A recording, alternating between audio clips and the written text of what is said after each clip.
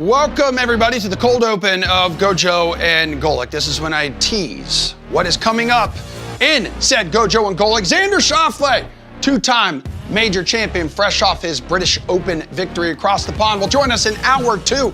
Another holdout, another one. Trent Williams, no-go at the 49ers camp. And a little deadline preview, because we got less than a week before the trade deadline in Major League Baseball. So how about a former Major League Baseball general manager, Jim Bowden, will talk deadline with the dudes. And that show with the dudes starts right now.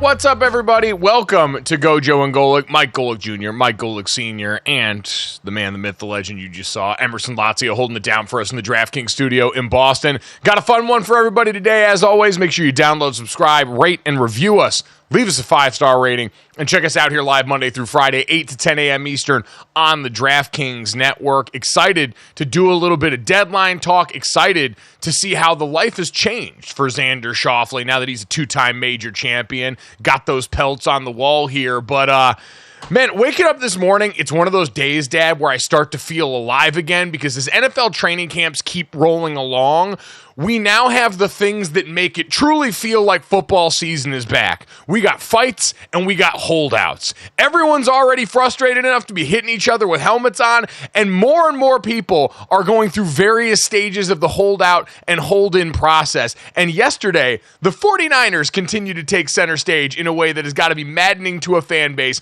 looking at this all-important final year of Brock Purdy's rookie deal and wondering why the noise around their program is starting to sound conspicuously like the Dallas Cowboys, because we knew Brandon Ayuk was unhappy with the contract situation, Dad, but now they have gone and apparently ticked off Big Trent Williams enough, their star left tackle, future Hall of Famer, to where he didn't show up for practice now and is holding out because he wants his deal reworked. So are you surprised, Dad, the 49ers have let it get to this point right now? Because the more I say it out loud, this does feel very Cowboysian.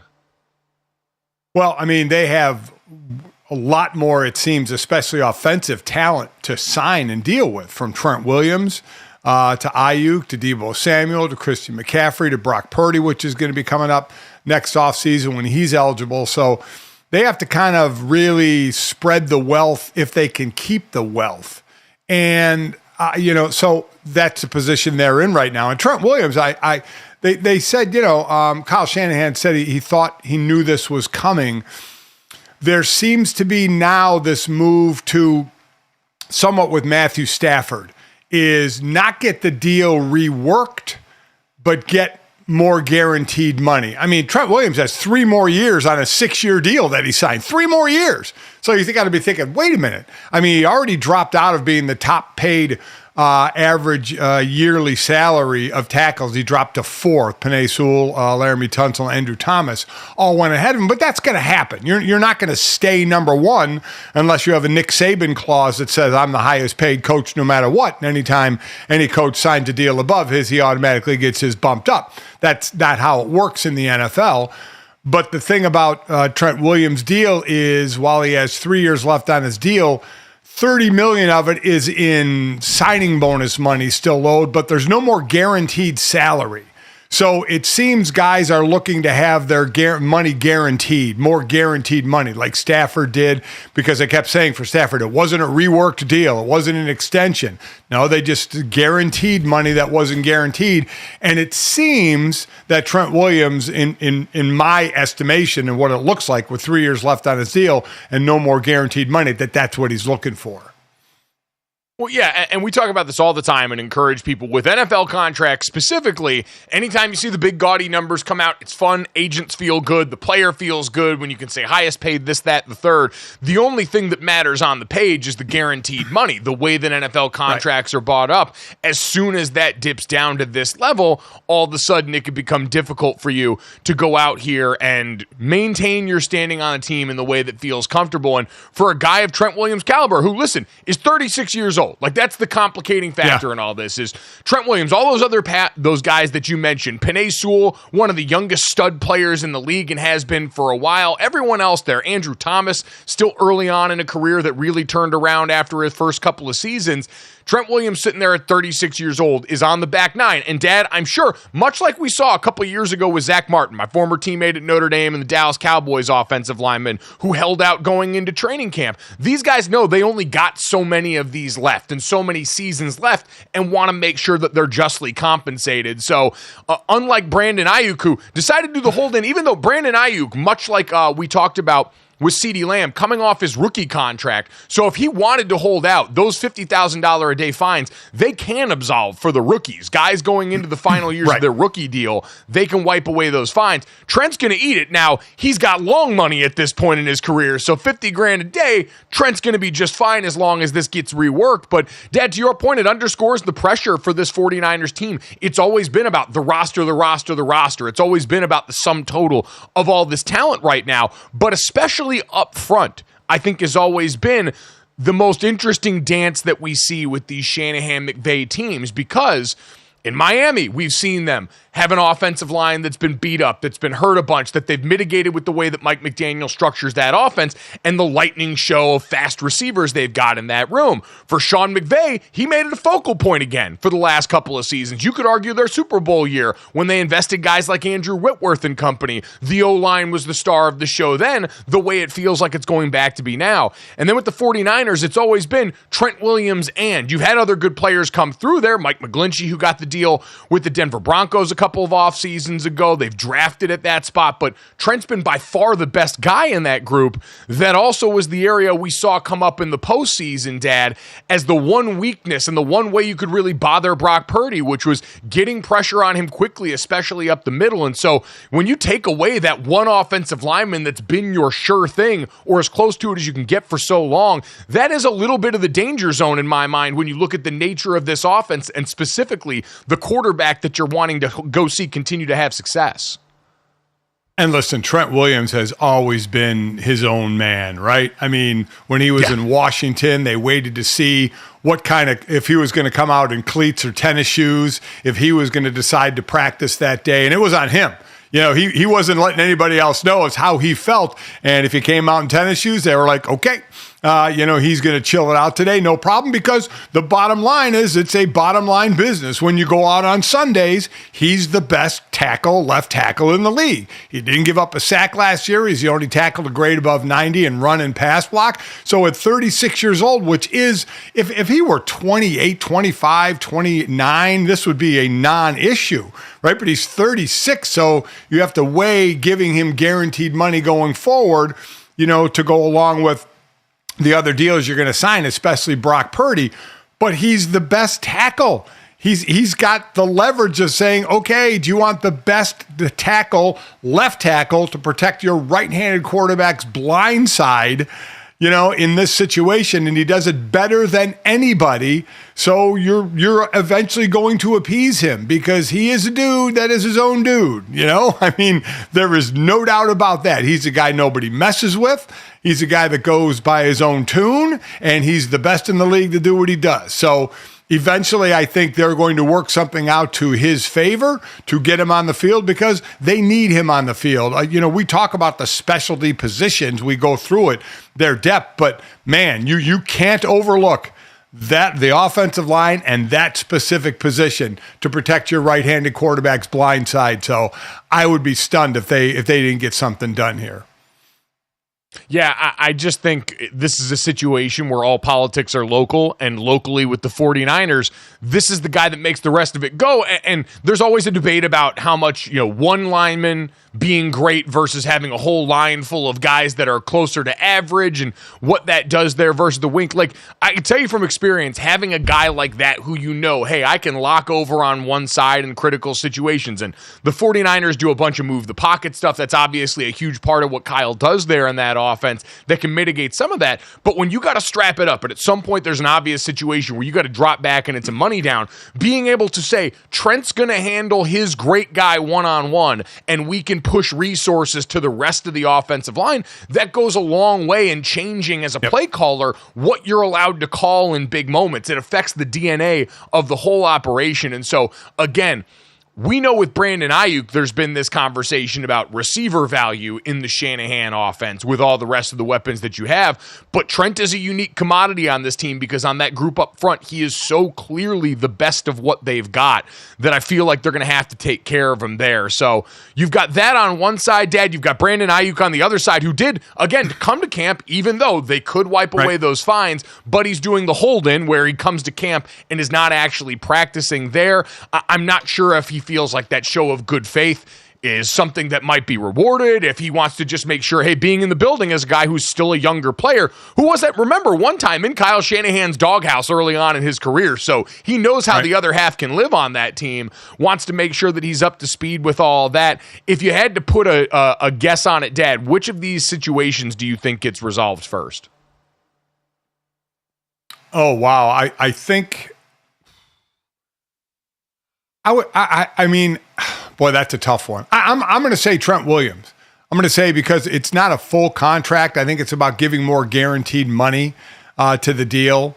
And I'm no cap expert on how it affects everything, but we know what guaranteed money is. It's guaranteed money. It's going to count against your cap, as opposed to if it's not guaranteed and you release somebody, you're free of that. So I would imagine that one first. Ayuk's looking for, obviously, a monster payday from his rookie year up in I'm sure, the 27, 28 or more $1 million range, probably more, that he's looking to. That's a monster jump from a rookie deal to now the 28, 29 million. So I would say Trent Williams would get done first, even though Trent Williams missing practice, I don't think is a big deal. Again, I always worry about soft tissue injuries when guys aren't out there in camp doing anything. But I would say his may get done first. Yeah, I would agree. It does seem like the simpler of the two solutions there. Like you mentioned, there's still 3 years left on the deal, so you could spread it out some. Maybe you could even tack on some years at the end to continue to kind of play the salary cap game. There's always clever accounting that can be done. And again, I understand the 49ers. There's a lot of plates to spin. You mentioned we went through the McCaffrey stuff this offseason that got done. Ayuk's here. You've got the Purdy thing looming in the distance. All of this while you're trying to continue to just hold this together as the team that's favored to win the Super Bowl. So I get it. These are rich person problems, but you've got to have the right solutions for them, especially at critical positions here, because this is one version of your window, Dad. I think the roster overall is too good and too complete. Kyle Shanahan and John Lynch have proven themselves too adept at their jobs outside of maybe identifying and drafting quarterback talent at the top of the draft.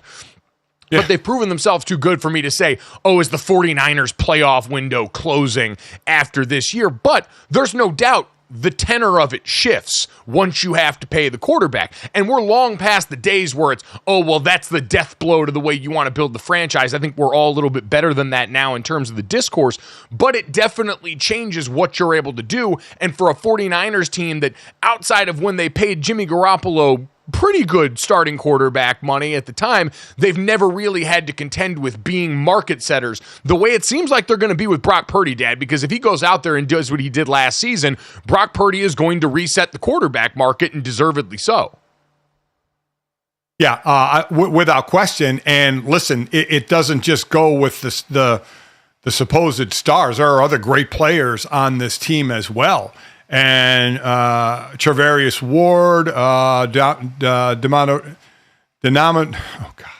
Lenore.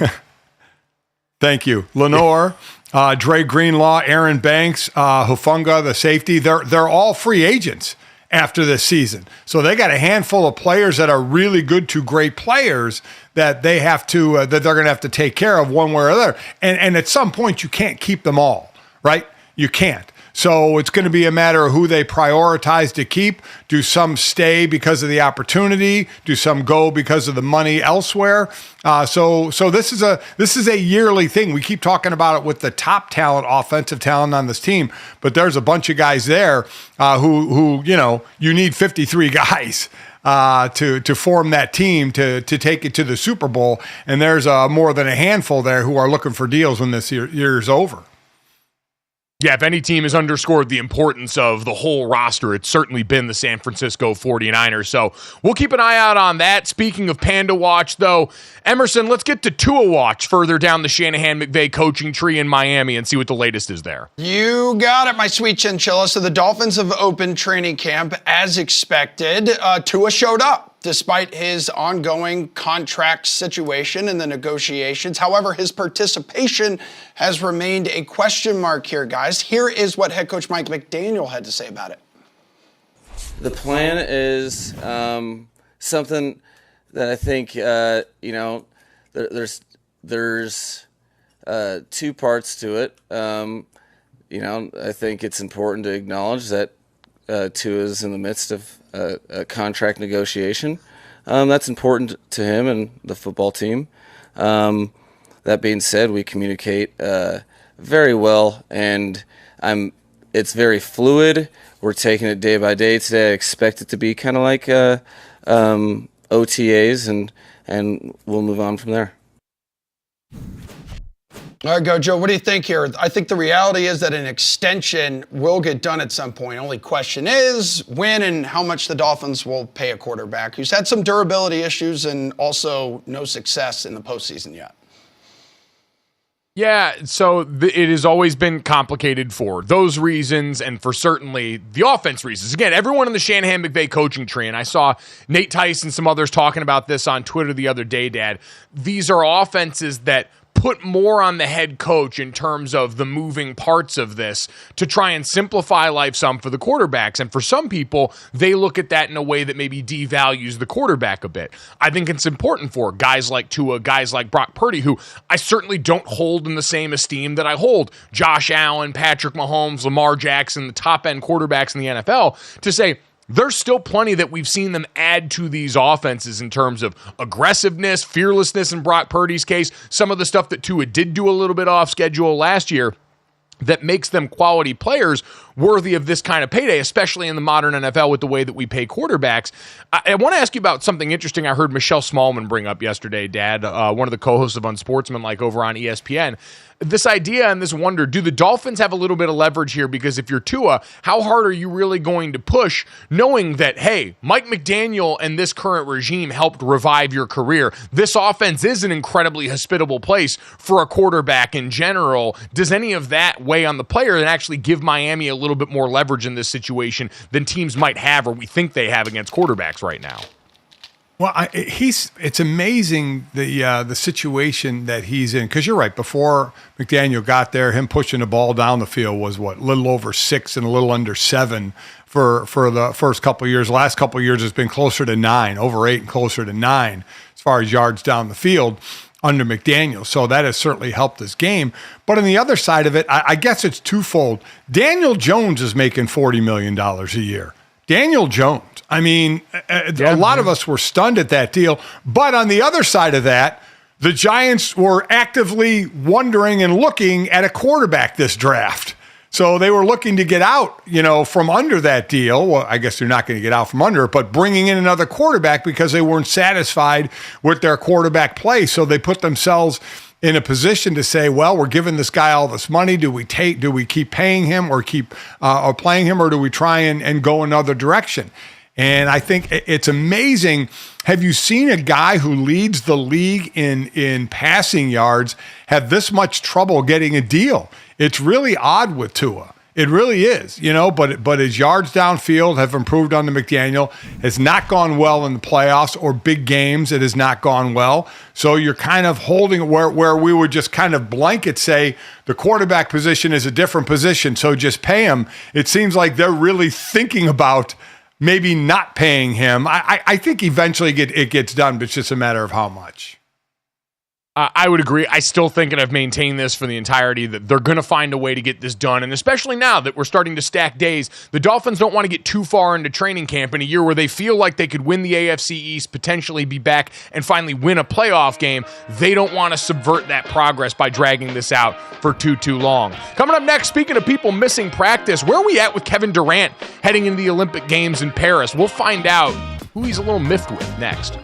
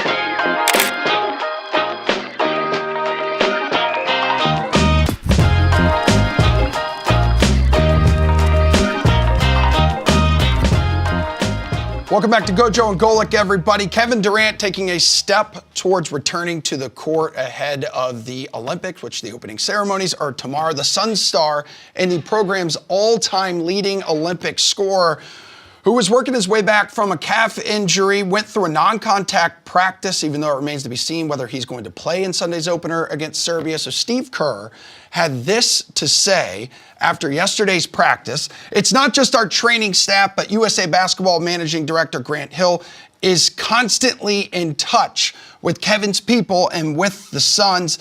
This is not going to be like us going out and saying, hey, let's just throw him out there. This will be a big collaboration. So Gojo, how nervous are you if you are the Suns and a Suns fan watching this unfold? I would say on the scale of nervousness, as hell. I am nervous as hell given the recent injury history of Kevin Durant. Obviously, just his entire career that we've taken in totality, where lower body injuries on guys his size, albeit not a very weighty guy, but tall, long players that move as well as he does, that is scary stuff here. And Dad, this is a little different because we obviously went through some version of this with Kawhi Leonard earlier this year with this and the Clippers, but Ty Lue was out there, at least part of Team USA's coaching staff, so he was right there seeing all of it, the Clippers head coach. The Suns don't have that same representation here in terms of personnel, boots on the ground, and so this does have to be a stressful situation for them.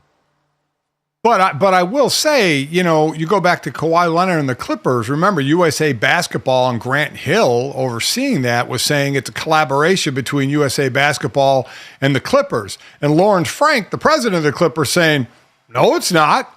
I was Lawrence Frank saying I was at the first couple of practices and Kawhi looked fine. We thought he'd be playing. We're disappointed he's not playing. So now we're hearing it's collaboration between USA Basketball and the Phoenix Suns. Well, was it really between USA Basketball and the Clippers? And is it between USA Basketball and the Suns? I don't know. I mean, I don't know what to believe here. But I do know, these teams with these older players like Kevin Durant, like Kawhi Leonard, don't want anything lingering getting closer to their camp and their season. So I'm not sure. In all honesty, Mike, I'm not sure what to believe. Because we were told one thing by USA Basketball, the Clippers negated that. So what's true here?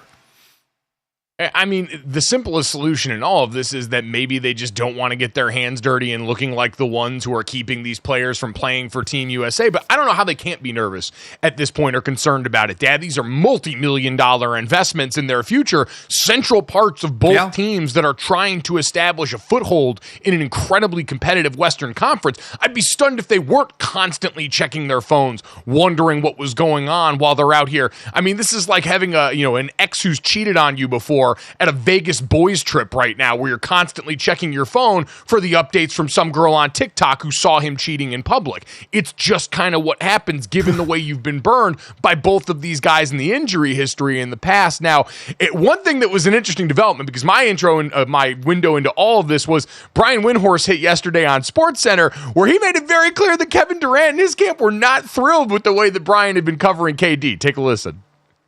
The plan is for him to scrimmage tomorrow back in Paris, where the team is going to go, and then they're going to reevaluate things when they get through that scrimmage. Now, Malika, Kevin was not happy with me when he saw the TV report that I made a couple of days ago that I wasn't sure he was going to be able to reach all the steps in order to play against Serbia on Sunday. That's because he's been working very, very hard to get back from this calf injury.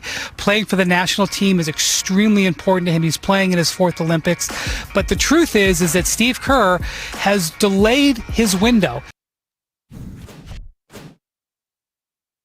I love Wendy just pulling back the cape a little bit here and letting us all in on that. But I'm not surprised, Dad, given Kevin Durant's standing with USA Basketball and international basketball in particular. He's largely considered one of the greatest, if not the best international player Team USA has ever had. Certainly the most tenured. He's been a part of 3 other gold medal runs for Team USA. So I know this matters to him and that perception matters to him because he's also the NBA player with the biggest rabbit ears. He's the most online. He's just like me for real. Yeah. Yeah, I mean, you look at ESPN's Instagram page, had a quote from Wendy that said, I think Team USA is going to play Serbia without Kevin Durant. Rich Kleiman, Durant's agent, said 2-word comment, not true. So I don't know, this battle back and forth. He's either going to play or he's not going to play. We're worried about perception here of one of the greatest players of all time in Kevin Durant. I know how he feels about Team USA. For the years he's been on it, and how much he's scored and how much he's been part of the success. But it just seems to be a little overblown about nothing. Either he's going to play or he's not going to play. Either the calf is good enough to play or it's not good enough to play. So, I mean, I guess if it were about me, maybe I'd be worried a little more, concerned a little more about what's being said back and forth.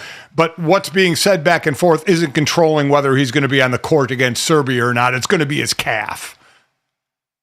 It is going to be, but as we've seen, these games have been closer than expected, and a player of Kevin Durant's caliber and his game in this stage could go a long way in swinging how comfortably Team USA can get through this and accomplish what we're hoping that they do there. If you don't like the ambiguity there, Dad, I can give you even more ambiguity off the court in the association, because we got good old-fashioned media rights beef going on yesterday for the NBA's broadcast deal. They signed and are getting ready to ink that new 11-year, $78 billion broadcast rights deal with a host of different partners, including now the folks at Amazon. Amazon came in with their big-time offer, front-loaded it with a bunch of money, and then Warner Brothers Discovery, TNT, Turner's parent company, had the chance to match, and they came out and said that they did. The folks at the NBA claimed that it's not a true match with what Amazon had, and so they're going forward with that. We saw the NBC folks posting the NBA on NBC theme songs again yesterday, and so, Dad, it seems a couple of days after we celebrated what we thought might be not quite done yet for Inside the NBA, the greatest studio show in my lifetime, and certainly one of the most beloved in all of sports. It now does seem like, at the very least on TNT, I know they're going to try and maybe fight this. This could get very litigious. Billable hours coming up for a lot of lawyers near you. It does seem like it is finally over at this point, and we're going to be moving into another new era in terms of the NBA broadcast coverage. Yeah, as far as the litigation side of it, I'm no lawyer. Don't even try to play one. Basically, the NBA is, or Turner is saying we matched. NBA is saying you didn't match. Whatever the reason was, where they thought it wasn't matching. I think twofold here. The fans, I think, care most about Inside the NBA. They don't care about media rights. They care about that show, right?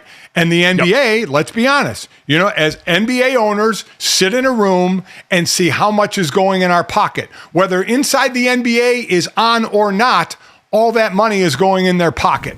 And they're going into what is becoming the popular thing, and that's going into streaming now, right?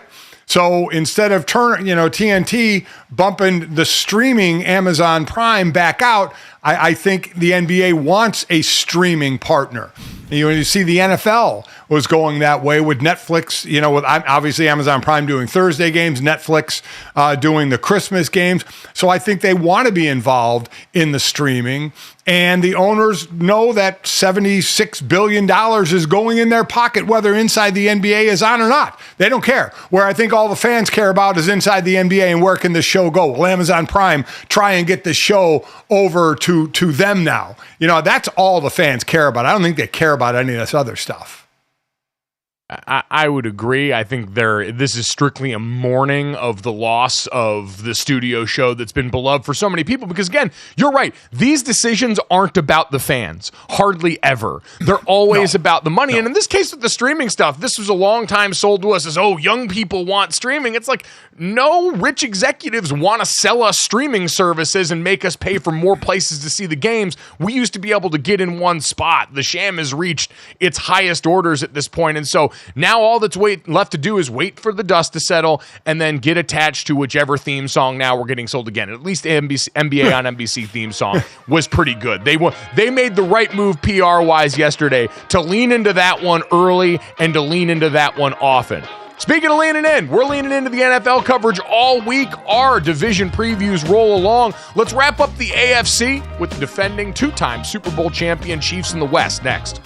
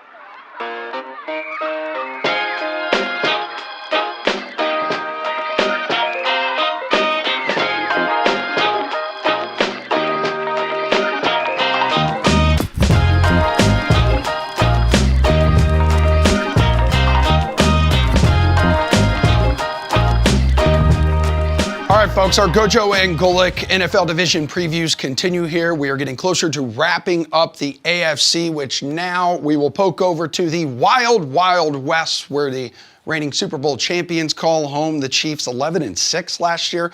No other team in the division cracked 500, so that gap, it's growing, and they need to shrink it in order to compete with said Chiefs. So yesterday at practice, team making headlines because you have Kadarius Toney over here catching a ball from Patrick Mahomes, little zigging, little zagging, then a late hit by Chiefs defensive end George Karlaftis, which then words were exchanged, not safe for work words were exchanged. Here comes Travis Kelce. Hey, dude, what's up? What's up? Little nudge here. So the good news is we didn't see these guys start punching each other with helmets on, because that remains one of the greatest mysteries in the universe, is why guys decide to punch each other with helmets on. But this brings me to my award-winning question, Mr. Golic. Have you ever been in a training camp fight before? First off, that wasn't a late hit by Karlaftis. He hit him during the play. Buddy, that was a late hit. Buddy, that was a late hit. Not a late tempo hit. violation in that kind of drill, too. Yeah, I mean, you got shorts on here. That's different. Oh, you're a dirty player, Tempo Mr. G. violation is different than late hit violation. I agree with the tempo violation, not the late hit. Have I ever been in a fight? You know, I was in training camp with Buddy Ryan. So we were in a fight basically every single day. The worst one was we were doing one-on-one with the O-line and basically fighting after every one-on-one play. Every one-on-one rep, it was a group O-line, D-line fight. And leading the way was the late, great Jerome Brown against Ron Solt, who was a guard, to the point where Solt said he was going to go get his gun out of his car, to which Jerome Brown repeated, "I will beat you to the car and get my gun first." This is where it went. We actually had to stop the drill of fighting. And because we kept fighting, we went to 2-minute drill to end the practice, and we kept trying to fight during the 2-minute drill, but 2-minute drill is quick, so you're moving along, so we couldn't really fight. We just got tired in running up and down the field. So O-line goes in first. D-line, we stayed out and did a little extra work. And when you walk into the locker room where we were at Westchester University, you pass the showers before you get to your locker. And so we as a D-line were out a little longer. I don't think we did well that day, so our coach kept us out a little longer. So as we were coming in, we're in full pads, cleats, everything. And Jerome's kind of leading the way, and we're kind of walking by the showers. And right as the showers, or right as we're going by the showers, Ron Heller, one of the great instigators and fighters on the offensive line, walks out of the shower, obviously stark naked. Oh. And squares off in front of Jerome. And Ron was like, "Hey, a hot day, long day, you know, stuff happens." And Jerome hit him with the "thank you," and Heller, to his credit, Heller never backed down from a fight. Heller got in a fighting stance, completely nude. Oh. And as this was happening, the rest of the O-line started hearing the commotion. They came out of the shower, they're all naked. And there's Heller in his fighting stance, ready to fight Jerome. We're all in our full outfits, and we're all squared off like West Side Story. And finally, I think everybody realized the moment and just started laughing. And, there were handshakes and hugs, and, we moved on. But that was an interesting moment. We almost had a naked and full pad fight. Yep.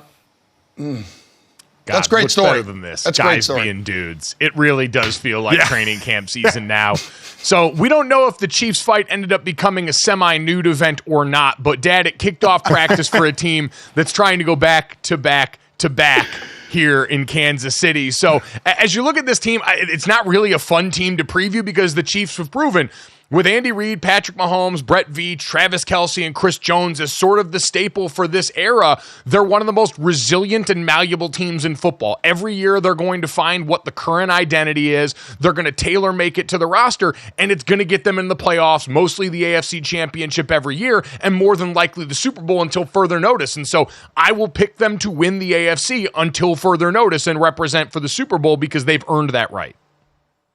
One of the biggest differences for them is their defense. As the offense, as Pat Mahomes was talking about the season and not being as fun because they weren't winning as much, the defense was playing ball. The defense statistically was number 2 in the league, number 4, I think, against the pass, a little more middling against the run.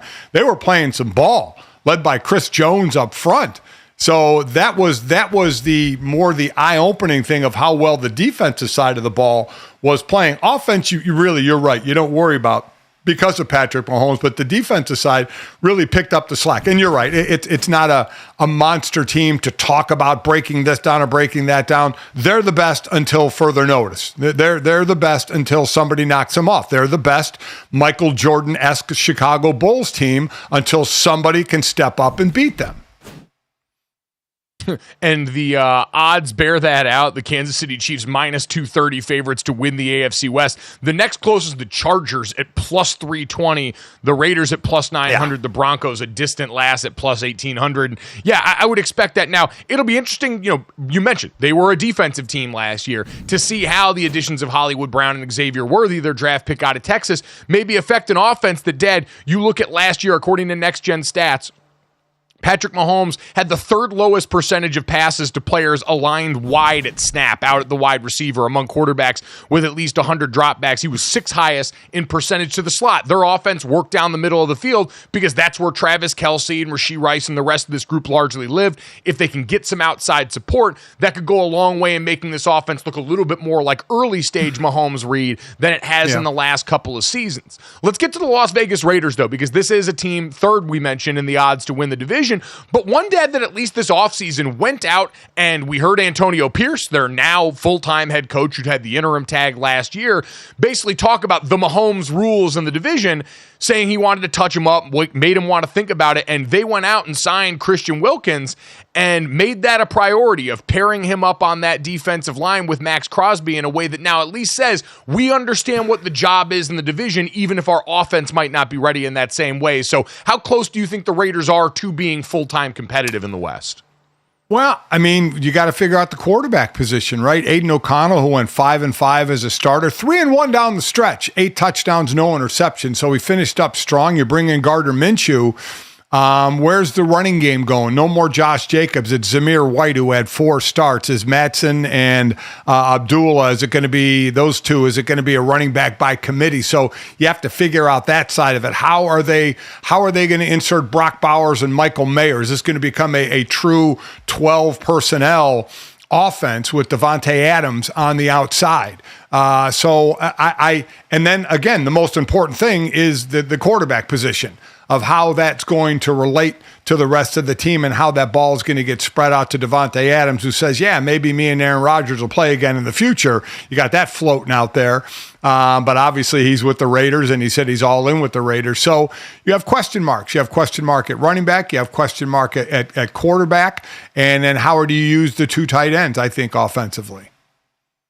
Yeah, I think the defense is going to be built to beat people up now. How they manage Max Crosby's body going forward going to go a long way for the guy who's currently the face of the franchise. Like, he has got that role. He has been the man out in public. We met with him at the Super Bowl, had him on the show at the Super Bowl. He was their man about town.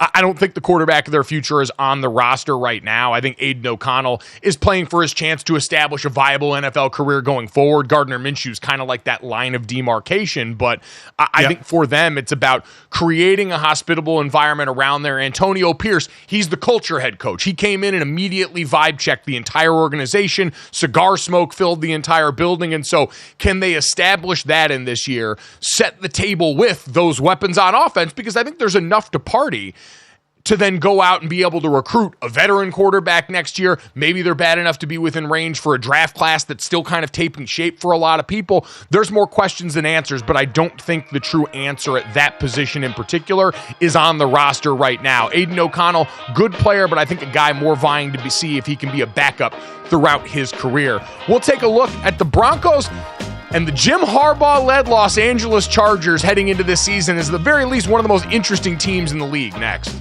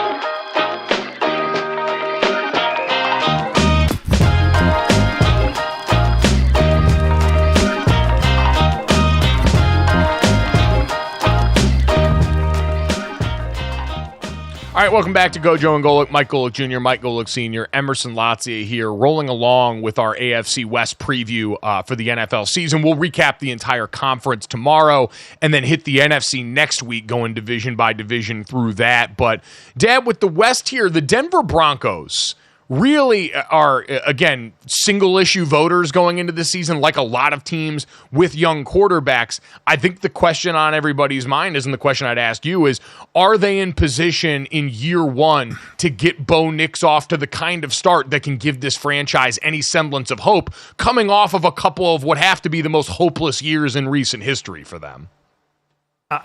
Man, Mike, I don't know. I mean, they have an O-line that's.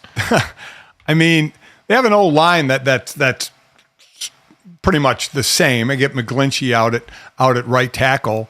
So I don't know about the running game. The receivers they have, it's not a name of power receivers that Bo Nix could be throwing to. So, and unfortunately, the defense was bad. I mean, really bad last year. So I don't know if they have enough to support, a young quarterback and going through the learning curve that he's going to go through. If in fact he is the quarterback that's going to be out there, we know it's kind of a three-headed battle out there.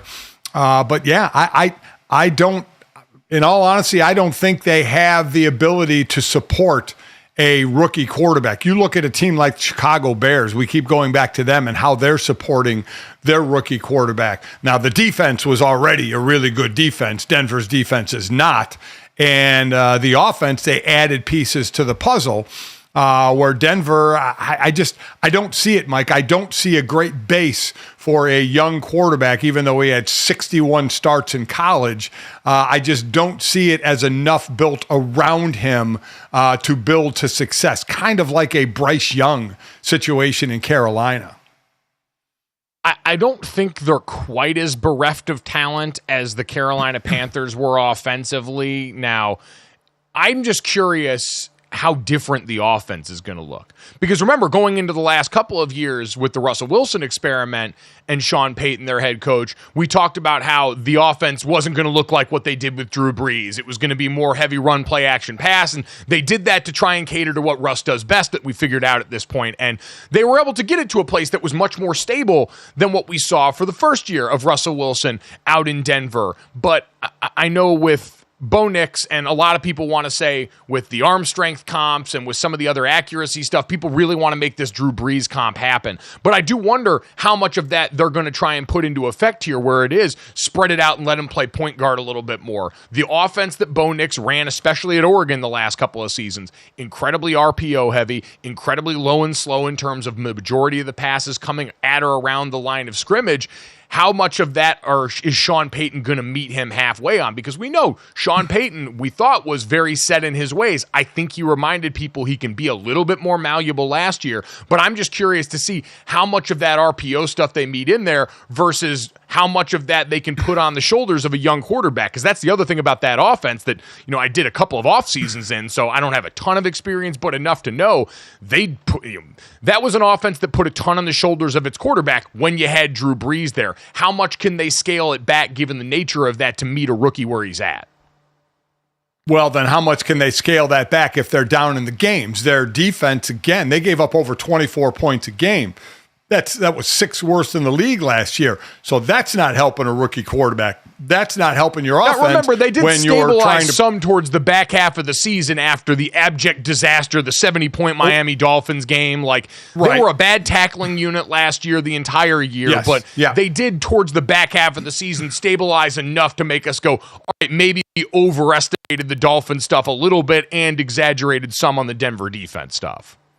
But, okay, I would agree with that. But now, in fact, if you are going to a rookie quarterback, even though Russell Wilson played better than he played 2 years ago last year, you're going now possibly to a rookie quarterback. I just think that adds to it. I think you can't put too much on the rookie quarterback's shoulders.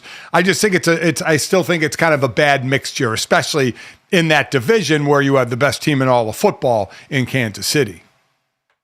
I'm excited to see the backfield, though. And again, that's why I'm so interested in how the offense is going to be structured, because Javonte Williams there, who obviously popped some. You draft Audric Estime, who we're both huge fans of and think can go be a battering ram at the next level for somebody there. Having strength in that room, while out at receiver, you go and bring his buddy Troy Franklin from Oregon over there, along with Josh Reynolds and Cortland Sutton and Marvin Mims. There's enough there. We've tried to talk ourselves into that skill group for the longest, going back to when they acquired Russell Wilson. I want to see what they're going to do. He's, I think, 5th in offensive rookie of the year odds as Bo Nix. I don't think he's going to have to worry about that at all, but I do think they can make it function. I just don't know still what the ceiling looks like given the gifts that Bo Nix has. Dad, let's go to the Chargers. This team has been so talked about because Jim Harbaugh is this cult of personality. He comes off the national championship and the scandal at Michigan involving sign stealing and all the sanctions that we think are coming that way. What do you think is a reasonable expectation for year one? Stripping away all the stuff that we talk about with Harbaugh and his reputation for this Chargers roster, where they're at, having had to have shed most of their offensive weapons because they were up against the salary cap so bad this offseason.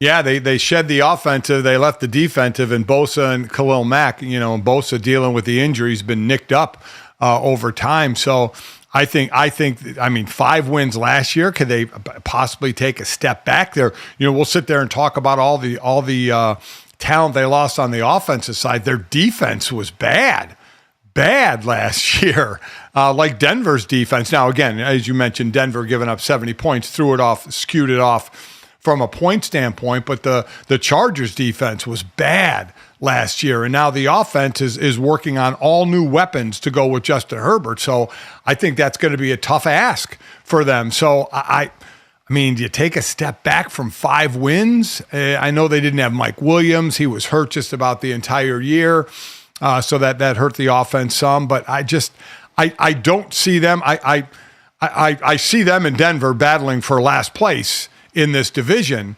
You do have Justin Herbert, so that gives you some hope that he can sling the ball around, but to who? That, and again, your defense isn't making up for anything. It's not like one side of the ball is going to help the other side of the ball. The defense was bad. The offense lost a lot of playmakers, so I'm not really sure what the future, what this year is going to bring. This year boils down to how much you think coaching really can affect the situation here. Now, my worry with Justin Herbert is last time on Dragon Ball Z, when we saw Greg Roman, their now offensive coordinator, and Harbaugh's RV buddy, he was the one being blamed for Lamar Jackson not developing downfield passing games enough in the Baltimore Ravens room. Exciting run game, but that's only to an extent what Justin Herbert needs. I'm still on the side in the Justin Herbert incredibly polarizing quarterback debate, especially online, that he's a value add. When he's healthy, he can still be one of the better upper echelon quarterbacks in the league. He's not top 5 or anything, but he's an incredibly gifted player who we've seen produce at times in adverse circumstances here.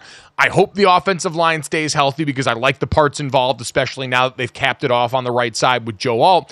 And then defensively, I'm just curious to see how this personnel meshes with Jesse Minter. Jesse comes over from Michigan with Jim Harbaugh. He was a part of that Ravens DNA. He's got a lot of that same stuff. Like, I think as the Mike McDonald defensive coaching tree sort of branches out across the NFL right now to a couple of different locations, we can kind of loop the now Jesse Minter-led Los Angeles Chargers in somewhat to that, because they had some of that same stuff at the college level last year and the last couple of seasons at Michigan. So I think he'll be able to get the most out of them. It's just a matter of between him and Derwin James and company, can they all stay healthy long enough there to produce in that new structure? I have my doubts. I do think they can raise the floor, but again, this is another one just doesn't have the horses to run on offense to really have a meaningful ceiling. And who's going to be the go-to guy offensively? You have Josh Palmer, Ladd McConkey, DJ Chark. Who's going to be that guy? We talked about when the fantasy portion, we talked about Ladd McConkey and what that rookie could possibly bring to the team. But there's going to have to be a new sheriff in town on the outside for the Chargers. And who is it going to be? The sheriff is going to be Joe Alt because, as Jim Harbaugh said, we see offensive linemen as weapons, and I have a feeling they're going to lean into that identity early and often this year, much to the dismay of Justin Herbert fantasy owners. We'll get into the man in golf right now. Xander Schauffele, 2-time PGA champ, going to join us next.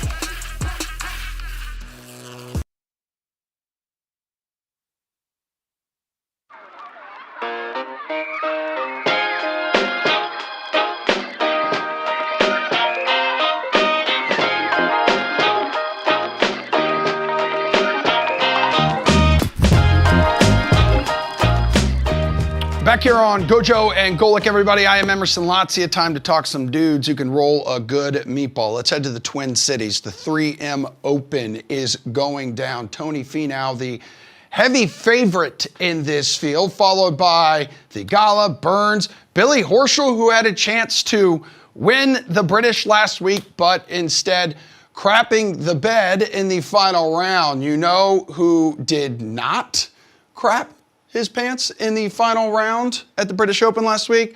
Mr. Xander Schauffele, winning his second major of the season.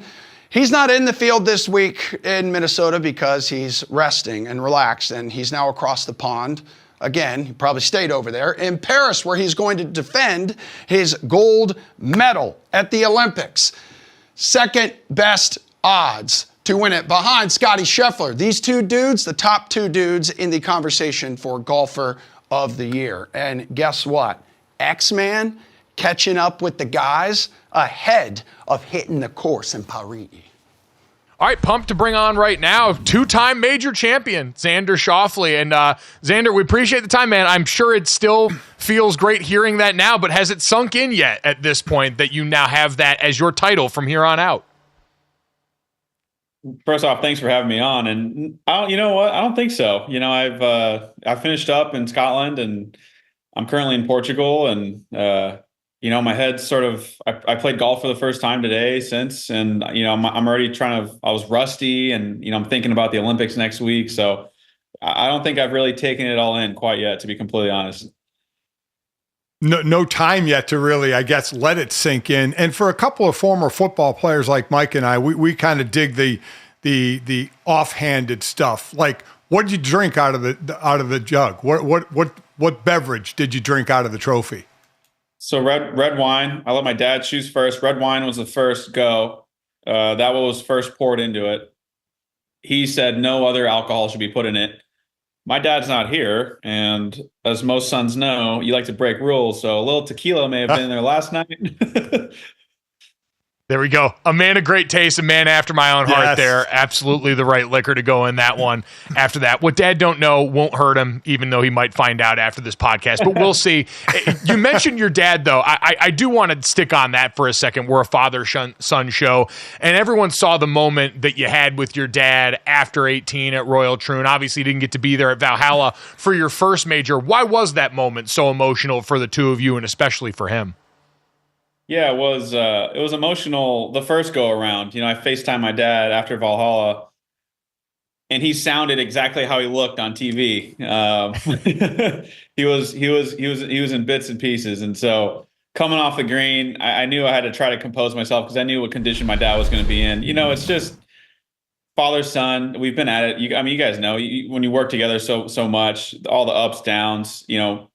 Once the kid, you know, as a son, you start to realize all your dad really wants, even though it can be hard on you, is just, you know, the best for you, you know. And after I was able to realize that, after, you know, my first 19, 20 years of my life, you know, my dad and I have had a really, really good, you know, working relationship and father-son relationship. And we've dreamt about it. My dad's European. This is the one major he really wanted. And for him to be there, you know, my mom was there, my brother was there, you know, my uncle's my agent. It's just the people that have been close to my wife was there. The people have been close to me for so long were there. And, you know, I think the emotions just were too overwhelming for him. And he's on cloud nine. He still is. I haven't talked to him in a day, but I know he's on cloud nine still. You know, while you obviously have goals as a pro, coming up as your father being your coach, you play in college, and you're on the web.com tour, you know, coming up the ranks, you know, going through those times with your father coaching you, I know you dreamt of this moment, but did you actually think you were going to get to this moment as you guys were talking about it and coming up through the ranks as you're playing week in and week out on a lower tour? Yeah. You know, I think once you start, I mean, when you're on the Corn Ferry, you're chomping at the bit. You know, this is like, holy smokes, this is my job. Holy smokes, like everyone's relying on me to do my job well so I can, you know, feed everybody basically. You know, it's like one of those feelings where it's, you know, and then once you're established on tour, your mind starts to wander and sort of what can you accomplish? And then you go a few years without doing anything. You get close and then you kind of fall back, you get close, you fall back. So, you know, in this fashion, I couldn't have dreamt it up any better. You know, to have two majors in 1 year is obviously something I've dreamt about, but to do it in the fashion that I've done it, with one close call and then sort of walking through the fire there on 18 at Troon was out of a fairy tale for my father and I. chomping at the bit. I mean, largely going into this year, you were considered, and have been for a while, one of the best golfers to have not won a major at that point. Golf is such an overwhelmingly mental game. Was there anything that changed for you after you finally got over the hump at Valhalla to where you felt different walking into Royal Troon? I didn't really feel different.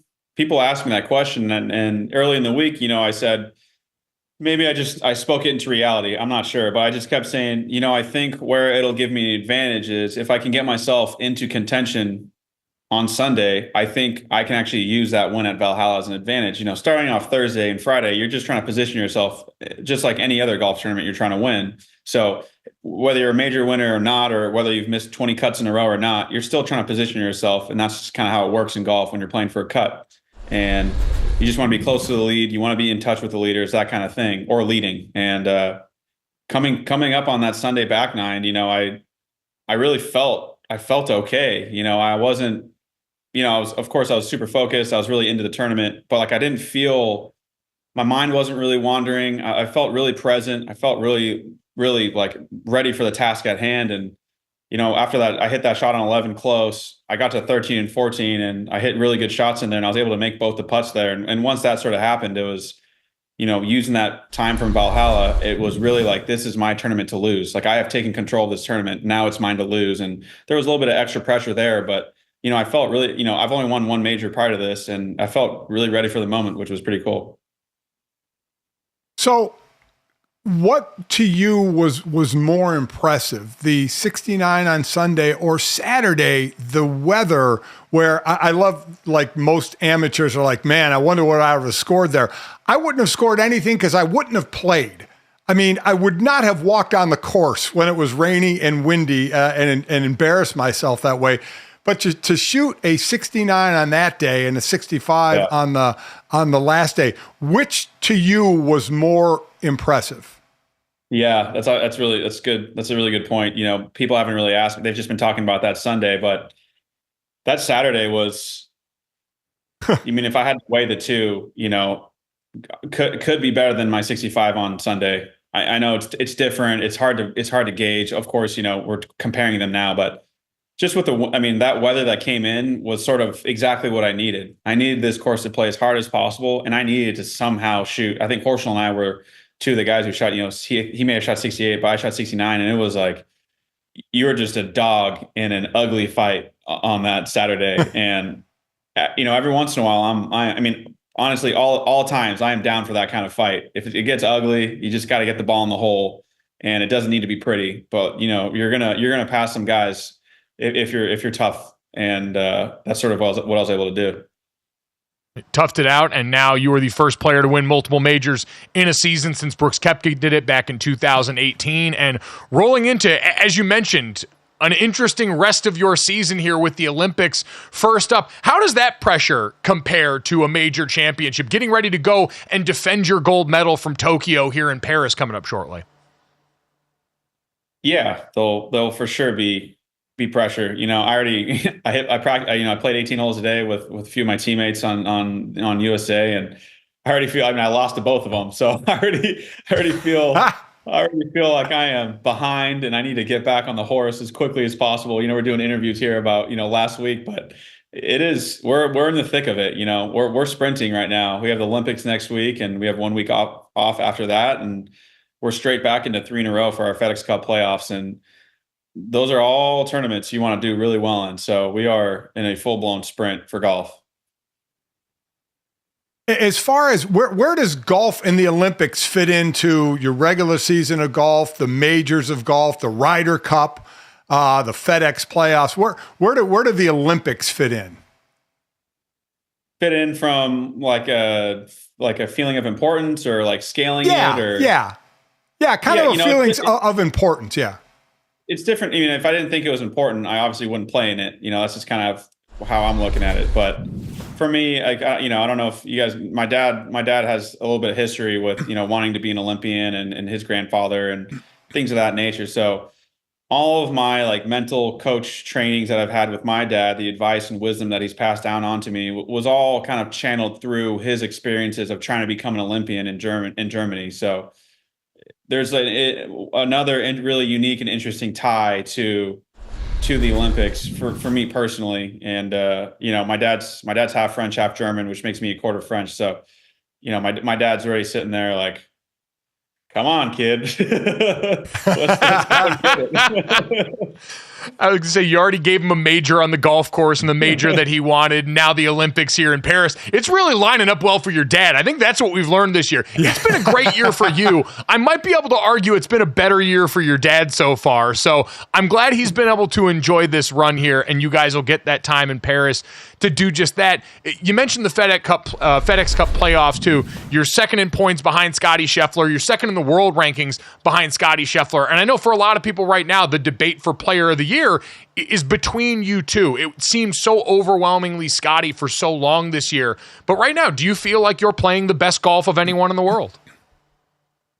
It's so hard to tell. A thing my dad always said was let your clubs talk. And, I am so in the headspace of just letting my clubs talk, let your game do it. And, everyone else can talk about it. And, however we shape up, I'm just, honored to be. Scottie's been at the very tip top of the mountain, as I would say, for such a long time now. And all of us are just hanging off the side of the mountain, trying to get up and catch him every once in a while. And for, people to be, throwing my name out there is quite an honor, because he's a extremely hard person to catch at the moment.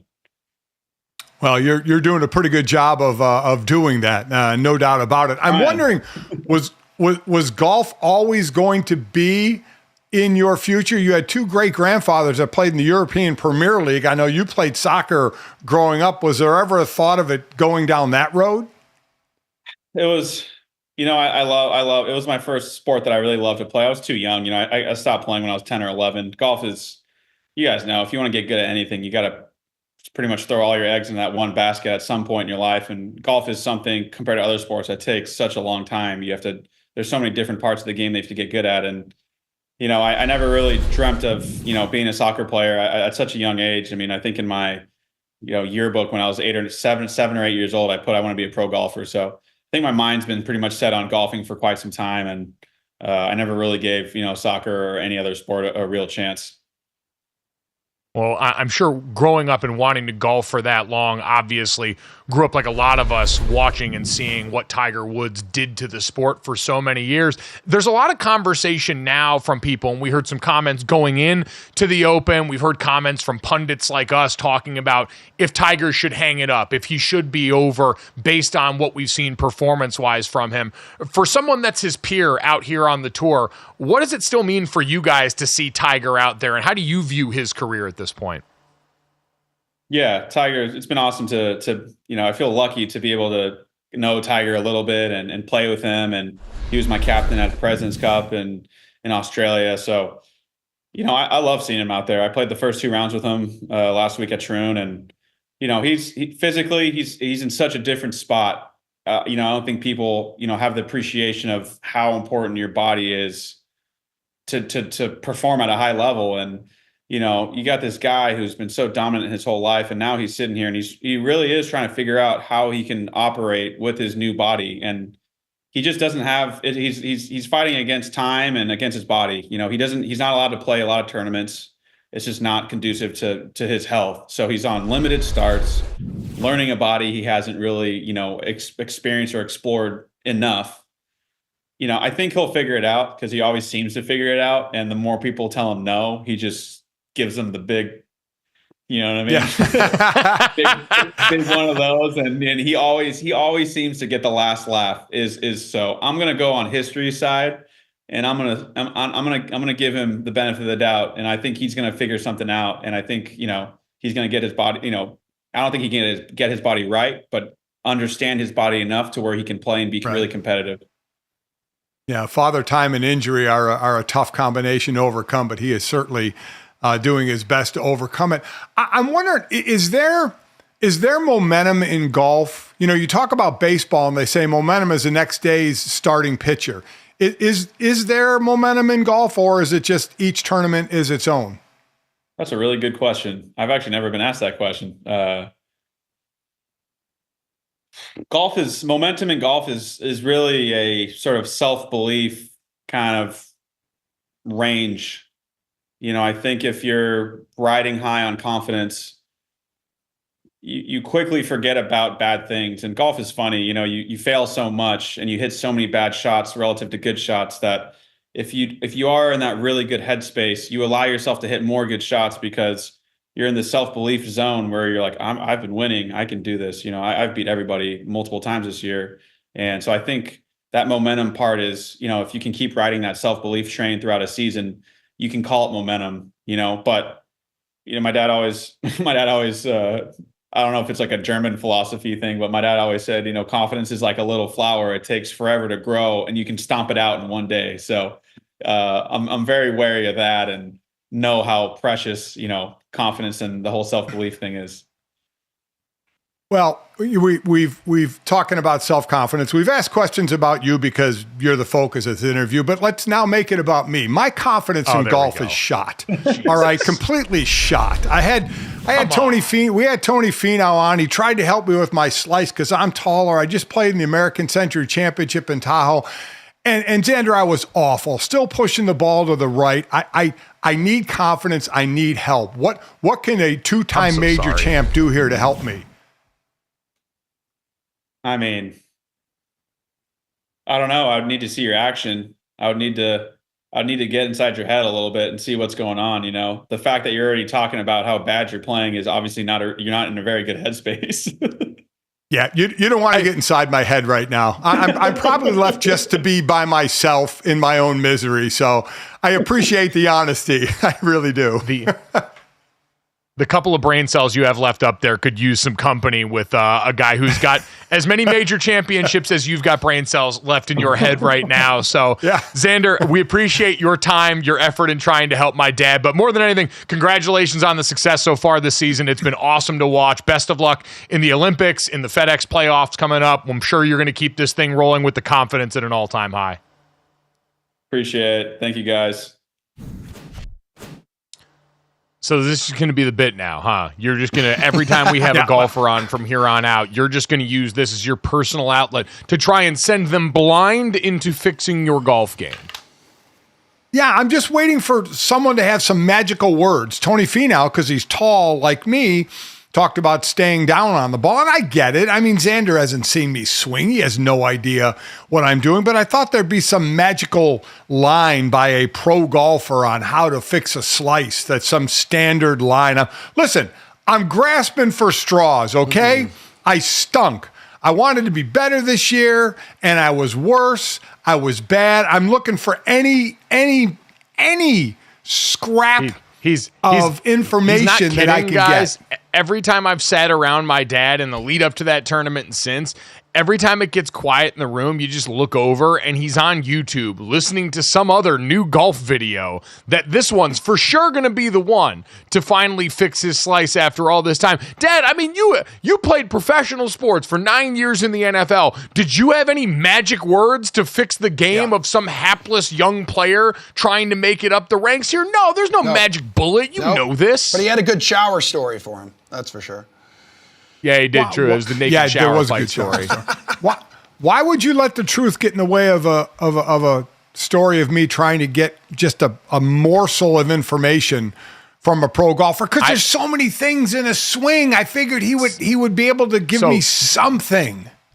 This is what we need to do. We need to, Max Homa, longtime favorite golfer of the internet, routinely roasting people's swings online, used to be and still to some extent is the bit that he goes to. So we need to get Max on the show, and we need to actually bring your swing to the party here. Instead of just talking about it, we've got to show them what you're working with here and then get the live critique. I think that's the final boss of the bit that you've created here, Dad. So we're going to work on that. But coming up next, we're also going to take a look back at Big Ten Media Days at some awkward moments and hopeful fan bases next.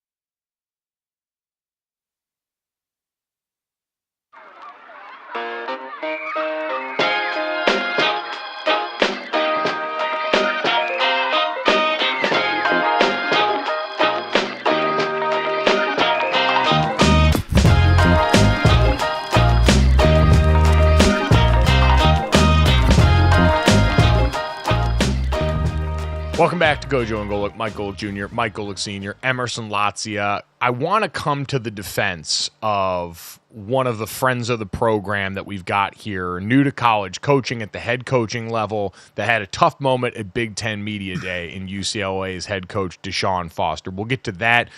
Jim Bowden also going to join us coming up here in the next segment as we look ahead to the MLB trade deadline at some potential candidates, movers and shakers going there. But, Dad, before we get to that, I want to get to a little bit of the hype train that's starting to build right now. I don't know if you've heard it. I don't know if you hear the sounds off in the distance. But people are talking about Nebraska. The Cornhuskers got themselves a quarterback this offseason in high-profile recruit and legacy player Dylan Raiola. He was the second-ranked quarterback in his class. His father, Dominic, was a longtime NFL starter on the offensive line and a Nebraska great, currently the offensive line coach at the school as well right now. And Matt Rule came out with some very, very high praise for his quarterback at Big Ten Media Days. Take a listen. Yeah, he was born to play quarterback. I mean, it just, he has the arm talent, but the game makes sense to him. It's a lot of players, they can operate systems. Dylan's playing football. He understands the game. His dad, obviously 14 years in the NFL, he understands the O-line side. I love the fact that he's this big recruit. He came in and, man, he just worked. So, Dad, new quarterback in this season, a team that went 5-7 last year. Like, if you look traditionally at Matt Rule year ones in college, at his stops at Temple and at Baylor, it looked a lot worse in year one than it did last year, record-wise for this team. How much are we allowed to expect from the Cornhuskers going into this fall?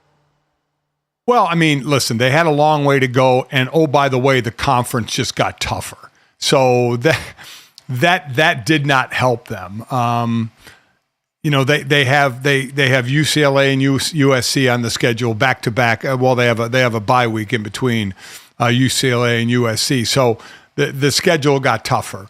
We'll see what Dylan Raiola can do. I covered his father's last game when they played in a bowl game. Nebraska, Dominic, the center, they played Northwestern in a bowl game that I covered, and Dominic would just toss people everywhere, went on to have a long career in the NFL.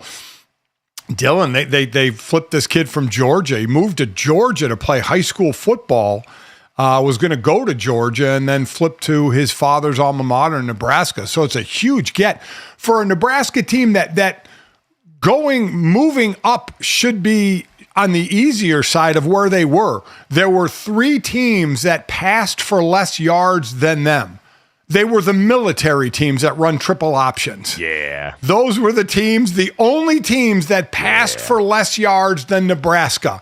They were that bad passing the ball. So you can really only go up, even with a first-year quarterback in Dylan Raiola. So, listen, Matt Rule has the receipts in the college game of showing improvement in teams, But I think the deck stacked against him a little bit here, Mike, is the conference got tougher, as I mentioned.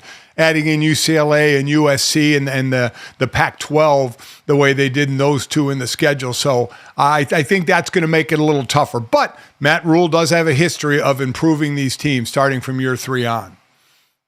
He does. You look at his programs going back in those seasons. Temple, year 1, 2-10, second year, 6-6. Baylor, first year, 1-11, second year, 7-6. So starting at 5-7 automatically puts them ahead of the 8 ball, upgrading majorly. I think they had 3 guys spend time at quarterback over the course of last season in an offense that just couldn't do anything. Defensively, Tony White got them online last year. That 3-3-5 started to hum. They've got one of the better D-lines in the Big Ten this year. And so I think with the stability on that side of the ball and a massive upgrade talent-wise at quarterback, combined with the schedule data, I mean, say what you want about overall adding those teams in, and they're on the road at SC late in the season, but when you look out at the rest of it, they don't have to play Iowa, or they play on the road at Iowa this season, but they don't have to play Michigan this year. They don't have to play Penn State this year. They get Ohio State on the road, which admittedly sucks, but overall, you get 2 of the Big 4 off your schedule in the Big Ten.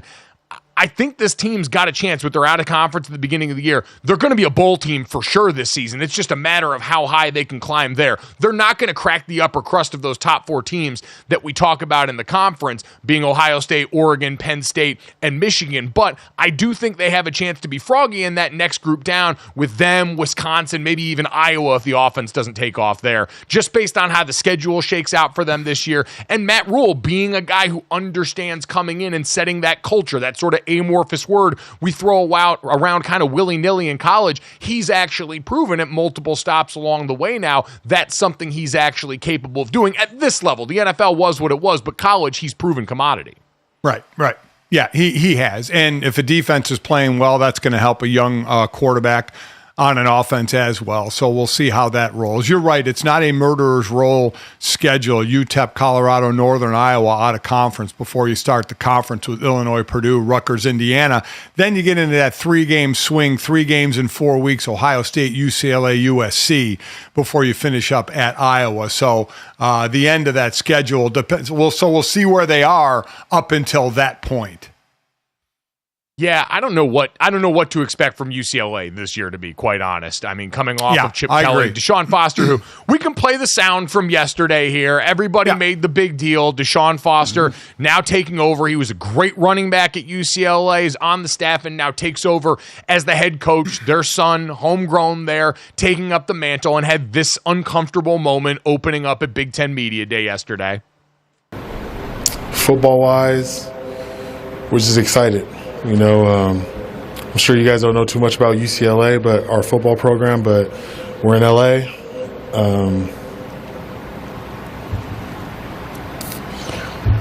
It's us and USC. We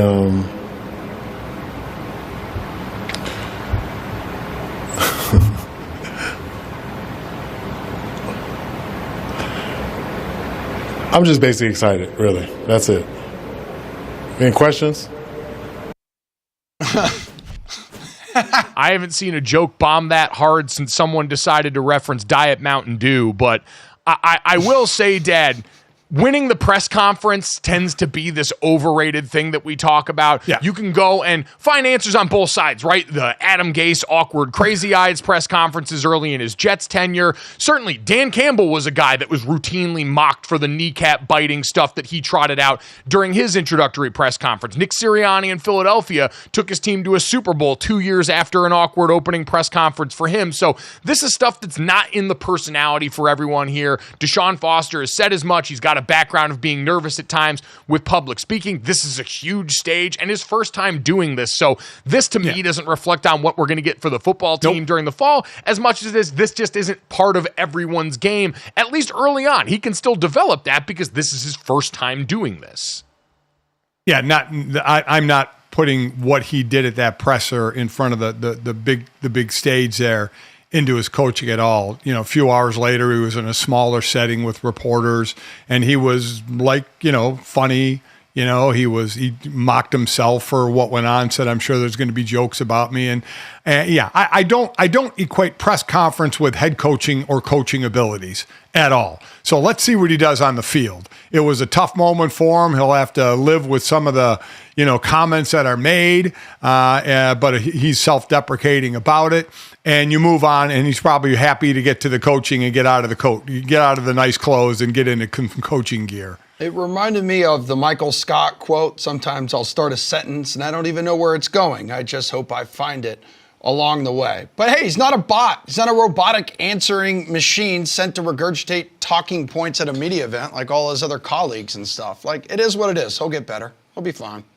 It certainly is. I think of Pablo Torre, the fan. He dubbed it the jump pass. You start the sentence, and then you hope you can cap it off at the end. And sometimes the pass goes incomplete. And in Deshaun Foster's case, that was at Big Ten Media Day. We'll survive and advance and see what UCLA certainly got this year, as they're part of that quartet of former Pac-12 teams heading into the conference. But Nebraska, interesting one to keep an eye on. Who else should we keep an eye on as we head towards Major League Baseball's trade deadline? Former MLB GM Jim Bowden going to join us and break it all down next year on GoJo and Golic.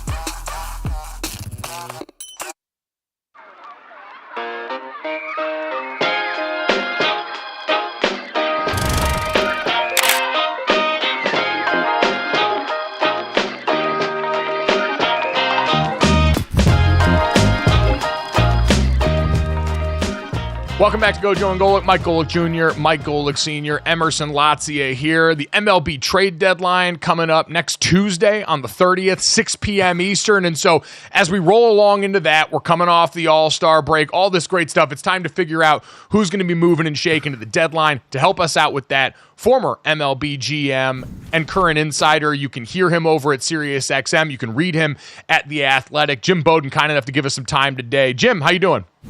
Mike and Mike, I'm doing great. Great to be with you guys. No, great to be with you as well. We appreciate the time and the robust amount of cats in the background here. They're really great stuff.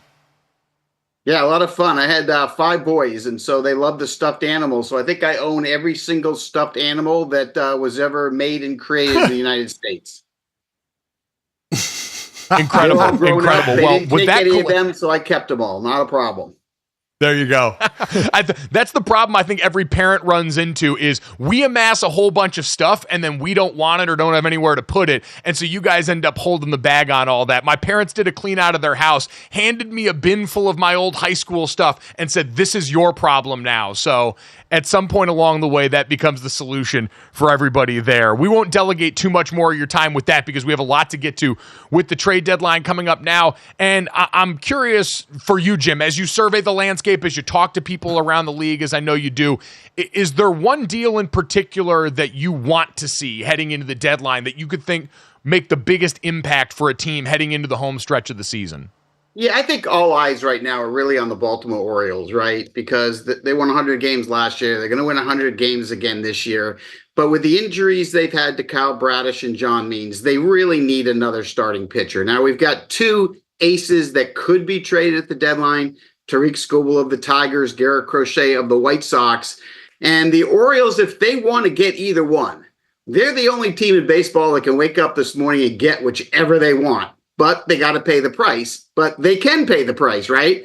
They have a totally loaded farm system. They have enough to deal without trading their very, very best top two prospects. There's packages that they can go get either one of them. The question is, will Mike Elias do that, the GM? Remember, when he traded for Corbin Burns in the offseason, he only had to give up Joey Ortiz and DL Hall, and Burns had already won a Cy Young Award. So he looks at this and really doesn't want to trade his top prospects. So I think he's kind of on the clock right now. I think everyone's kind of watching to see what he's going to do. I think it's more likely he trades for a lesser pitcher and uses some veteran players like Ryan Mountcastle and Cedric Mullins to get that pitcher. But if I were him and I had a chance to get Skubal or Crochet, I'll tell you what I would do. I would go get one, because you put one of those guys in between Burns and Grayson Rodriguez, you might just win the World Series. So going back to your GM days, we know, you know, who the obvious buyers and sellers are, but how about those Midland teams, the teams that could go either way? How did you decide what direction you were going to go when you were running a team? Yeah, Mike, I think for me, it's a matter of, can I win? Can I make the playoffs? If I felt like I could make the playoffs, then I'm buying and I'm going for it, period. You know, I always ran small market teams. So if I had a chance to get in 94, 95, and 99, if I'm within striking distance, I'm going for it, period. That's not the case of what we're looking at in today's landscape. And what I mean by that is we have teams like the Cubs, the Rays, and the Giants right now that are kind of preparing to sell just as much as they are to buy. And yet they're only 5 or 6 games out of the playoffs right now. So everybody's looking at this completely different. You know, I never worry about one-loss records today. I'd be more concerned about games behind. And there are teams that are under 500 that want to sell because they're under 500. You know, my view is Major League Baseball changed the postseason with the new CBA. So if you're the best team in the regular season, you have to sit 5 days before you play your first series. And last year, 3 of the 4 best records were eliminated in the first round because they sat 5 days. They won 100 games and they went home. So if I'm a team, I have to look at that and say, okay, we had 2 wild card teams in the World Series last year, the Diamondbacks and the Rangers. If I can get into the playoffs, it's become like the NHL. Have a great goaltender, you can run the table. So for me, I can't even believe that some of these teams like the Cubs are going to sell when they're that close to the playoffs. But, you know, to each his own. Every club gets to do whatever they want to do. You mentioned the Cubs there. Is there another team in that range that you think with the right move at the deadline could put themselves in the position to be dangerous down the stretch? You know, I look at teams that have the starting pitching because those are the teams in a short series that can win. You know, I look at a team like Seattle, who I know has been in first place most of the year, but I said in March they'd finish in third, and I'll tell you today they're going to finish in third. It's going to be Houston and Texas and then Seattle. But if Seattle makes the playoffs, they can do damage because their starting rotation 1 to 5 is better than anybody else's in the American League. So the question is, can Jerry DiPoto, the president, go out there and make the trades to get some offense between now and the deadline to give his team a chance? But he's one of those teams that, you know, I think can get in as a wild card team, but they're going to have to make a couple deals to get there. You mentioned Baltimore and some of the moves you thought that they should make. Who are some other players out there that if they're moved to certain teams can make a big difference? Yeah, so in the starting pitching market, we talked about Skubal and Crochet. Jack Flaherty's having a comeback year with Detroit. He's going to probably be the best value pitcher traded at this deadline. And interestingly, he's got the highest swing and miss rate of any starting pitcher in baseball right now. The Cubs have dangled Jamison Tyone.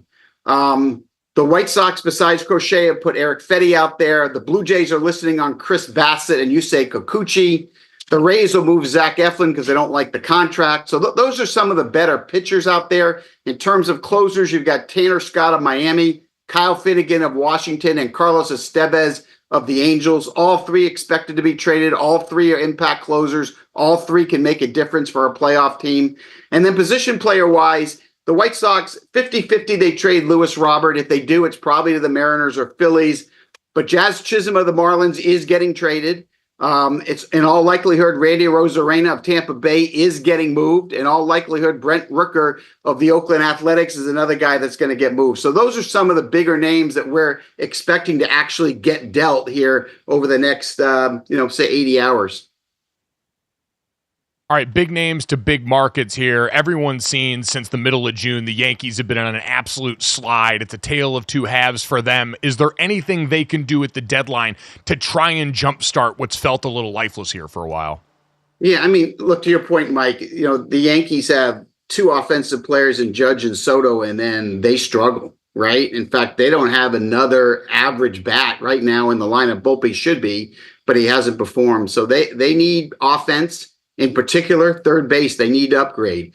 DJ LeMahieu is not aging well, and he has really declined. Gleyber Torres, until the last 2 or 3 games, really hasn't produced like the Yankees would like at second base. That's why they've talked to the Rays about Isaac Paredes for third base. They've talked to the Rockies about Ryan McMahon for third base. They've talked to the Cincinnati Reds about Jonathan India for second base. Yankees also need pitching. I mean, people don't realize that their starting pitching the last 6 weeks has not been good. They need another bullpen arm. They're trying to get Chad Green back from Toronto.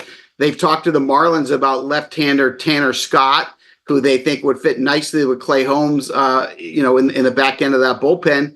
And quite frankly, they need another starter. Now, I know people are going to say, but Clark Schmidt's coming off the IL. And look, Garrett Cole doesn't look like Garrett Cole.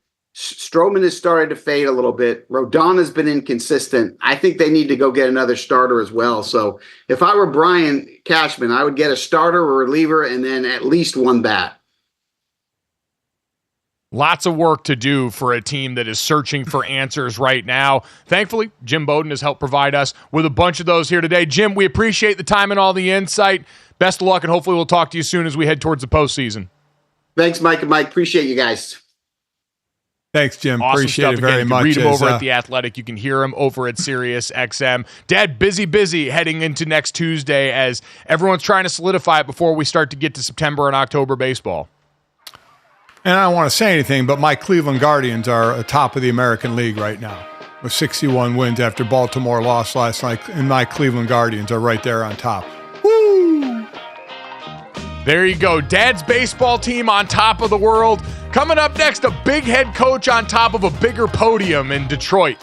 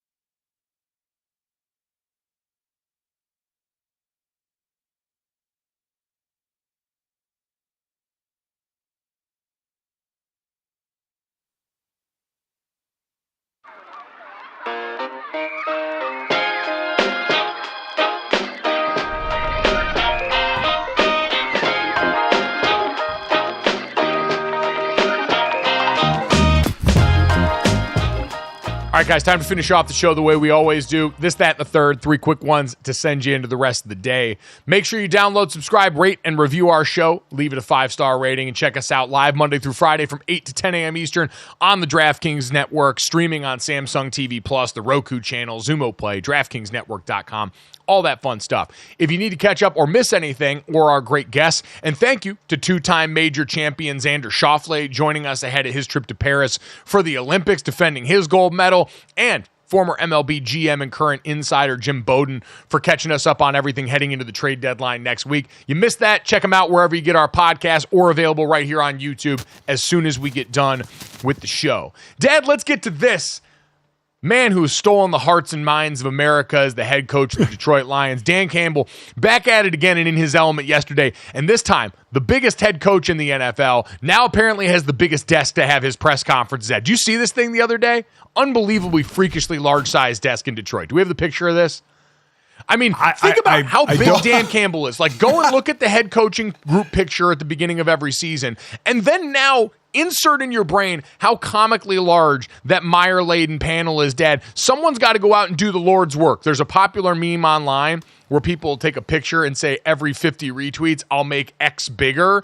Someone in the Detroit building has to be in charge of making that physical desk bigger every day and just commit to the bit now. I don't understand why it's so big. I mean, my God. I mean, that was absurdly large. You know, it's a large man standing at a large podium. I guess it fits the personality. Large man, large podium, large personality, a large team. So I guess it all fits. It's a bunch of large quotes. Yesterday, we don't live off reputation, we live off work. This Detroit Lions team, Dad, quietly getting to fly under the radar going into the season. Like, they had some signings in the offseason, the Panay deal and stuff like that, but you look at them relative to some of the NFC teams we've been talking about, the Dallas Cowboys and the CeeDee Lamb holdout, the Dak Prescott contract, everything we talked about off top with the 49ers right now, the Eagles with all the new coaches in the building trying to rebuild after last year's disaster of a back half of the season. And then there's Detroit, who got further than everyone expected in the postseason last year, who re-signed all their guys this offseason, and then who hasn't made a peep since then. They did nothing spectacular outside of re-sign their own, which at times can be the absolute best moves that you do. They tinker a little bit here and there, helping the secondary out. But yeah, people are talking more about Green Bay with Jordan Love and his hold-in and potential deal, and Philadelphia. How much can they improve? Signing their wide receivers, bringing in Saquon Barkley. Dallas maybe taking a step back, as you mentioned. CeeDee Lamb holding out. Dak Prescott not getting the extension, and they're just kind of going. You know, news about San Francisco, the clear top team in the NFC, but they just and you believe that. We don't live off reputation. We live off work. And there's nobody that says, "Oh, coach line. That's a coaching line." That's a Dan Campbell line. That's damn true. There's nobody kind of side-eyeing that one, because they know with Dan Campbell that is the absolute truth. Yeah, he has won everyone over with the authenticity that he's displayed time and time again, from the emotions to caring about his player to the way that he attacks aggressively in situations and games. They won those 2 playoff games last year, and now the expectations have been upgraded. And so far, they've been able to weather that, go out here and protect their peace in an offseason where it seems like most of their NFC contending counterparts have not been able to say the same. So we go from someone protecting their peace, Emerson, to that. And introducing cocaine to yet another massive predator. That's right. Could have a new animal ingesting cocaine movie on the horizon here, gentlemen. Listen to this. Sharks living off the coast of Brazil have tested positive for cocaine, according to new research. The first time that the drug has been detected in free-ranging sharks. So these are just sharks swimming around, partying a little bit. Scientists tested 13 Brazilian sharp-nosed sharks in the waters off the city of Rio de Janeiro and found cocaine present in both the liver and muscle tissue of all 13 specimens. Man, these sharks, they're wild, dude. See, why wasn't Shark Week covering this, Dad? Like, we need to know what to expect, because what I want to know is, does this make them more aggressive? Does this increase the likelihood of shark attacks? When are Elizabeth Banks and O'Shea Jackson Jr. going to let us know that Cocaine Shark's in the work as the sequel to Cocaine Bear? This feels like the logical next step. This is just another reason or indication of why I don't swim in the ocean or where sharks are. Yeah, it's fair point. It's their world. I didn't even need this part of it to say, oh, now I'm really not going out. I'm not even going a foot in and just kind of wading around and kicking the water with my feet. I'm just not doing it. I don't know what cocaine's doing to these animals. Yeah. I have no idea. You still go. There's no way I'm messing with that. That's their world. Their world. Cocaine, no cocaine.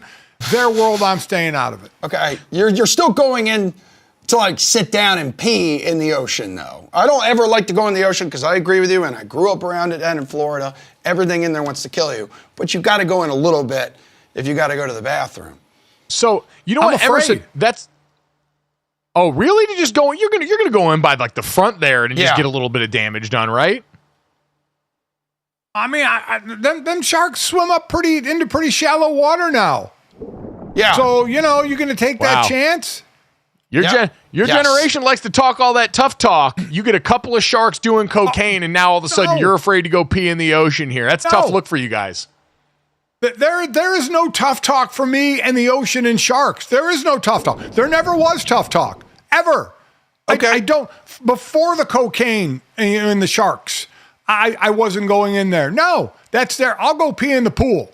I'll leave the ocean, go by the pool where the resort is, and I'll go pee in the pool. You're doing it wrong. You don't know pee what? in the pool. I got so much grief the other week when we were at Tahoe at Edgewood, and I want to get us invited back, so I won't say this too loudly, but I had to pee sitting right there by the pool, and I didn't want to go all the way inside, and so I was like, I'm just going to hop in the pool for a second and go to the bathroom real quick. And my buddy and his wife looked at me like I was insane and said, the bathroom's right inside, just go walk in there. I didn't realize I was going to be shamed like that for doing a thing I thought we all did after a few cocktails. Yeah. Well, that's the thing. If there are a few cocktails involved, I'll pee anywhere. But, come on, senior. The ocean, it's ginormous. You can pee in the ocean. It dilutes everything. I'll pee in a lake. Yeah, I peed in the river last week. Attack me in the lake. Yeah. Lake I'll do. Ocean I'll think long and hard about. This is so us. All right. Well, let's think long and hard about the third, Emerson, and get to an NFL player reminding us that celebrities, they're just like us. Yeah. NFL quarterback Justin Fields admitted to wearing fake jewelry here, guys, purchased from Amazon, sparking a little bit of intrigue and surprise given his financial status. Let's listen to this. I'm not gonna lie, now I just rock fake jewelry. I'm not afraid to say it to the world. Okay, either. Okay. I'm saving that bread at the end of the day. Straight from Amazon, boom, go and get y'all some. They shine just the same. My wife does this all the time, and I support her for it. I like cheap jewelry. It's how you stay rich. Okay, I mean, so we got to ask the question: is he got to deal with Amazon, right? Because he's throwing out Amazon an awful lot. You get fake jewelry everywhere. You get fake jewelry in a lot of places, but he's throwing out Amazon. So he's playing little chess, not checkers, with everybody, and working that deal. Man, Jesse's really rubbed off on you in terms of the conspiracy theories surrounding money. But, I mean, listen, Amazon just bought the NBA rights, so why can they not buy NFL quarterbacks now through jewelry? This is how high the conspiracy goes here. First, they took inside the NBA from us. Now they're taking NFL quarterbacks wearing real jewelry. I don't know, Emerson. We're losing recipes right now. This feels terrible. I will say, when we were in LA a couple years ago for the MLB All-Star Game festivities, GoJo, when Kate Upton walked up the red carpet in her glasses, my wife looked them up, and they were $15 glasses from Walmart, sunglasses. So my wife went on, ordered them. Celebrities do this, people. Celebrities do this. And it's a smart move. It looks real. Man. It's real. Just like us. Just like us. I love you guys. Just like us. Be just like us and download, subscribe, rate, and review this podcast. Go and leave it a 5-star rating. Subscribe to the DraftKings YouTube channel and check us out there. Thanks so much. We'll talk to all you guys tomorrow.